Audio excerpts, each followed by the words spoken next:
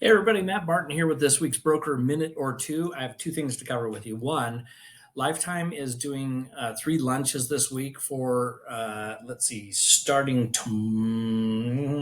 tomorrow in the central area, in the Provo area specifically. They'll be at the Black Sheep restaurant in Provo. I've heard great things about that. On Wednesday, they'll be at Salt and Olive in Salt Lake. And on Thursday, they'll be at Twigs in Farmington. So listen, what's the purpose? Well, one, get to know the companies that a lot of you have ownership in, get to know the LOs, forge stronger relationships. And even though it's not going to be like a formal presentation, I've asked Rhett to just share some information, in regards to the new lay of the land, how they can help us get more deals. So for instance, I know we all know about to avoid a jumbo to do a first and a second, but do you realize that they have a pretty ridiculous program that cuts the down payment in half and actually gives you a blended interest rate that is not far at all off of what par rates are currently? So come have a good meal and forge a stronger relationship and get some additional information that will help you capture more business. Okay, so that's item number one. Item number two, I'm going to share my screen.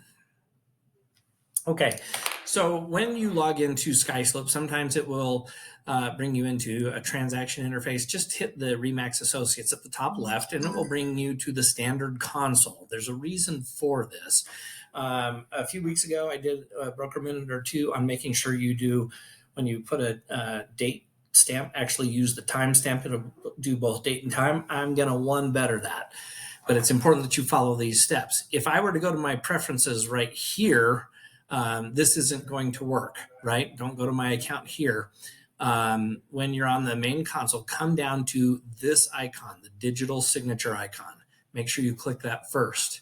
Once you've done that, then come up to your name, drop down the list, go to preferences. Now, really, that's not, I know it's a couple steps, but that isn't too hard to follow. If it is, rewatch this a couple times. But what it does is it opens this interface with some really cool options that, frankly, I didn't. Maybe some of you know this, but the vast majority of us, I don't think, know that this exists. So if you come in here, by default, you're going to be set to, when they do a signature, only do the signature, right? Make sure you select the third option, and you can see how it changes over here on this sample screen. It has the signature, date, and time as a default anytime you send things out for digital signature. That way, our poor office managers don't have to go through all the background data and verify when it was sent and when it was actually signed to make sure it's compliant with the acceptance deadlines in rep season addenda and things like that. But wait, there's more.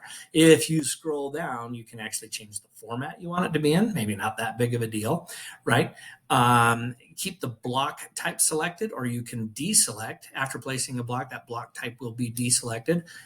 Just some preferences. I like the default on this one, but then it also has email settings, and you want to make sure that this top one is selected, right?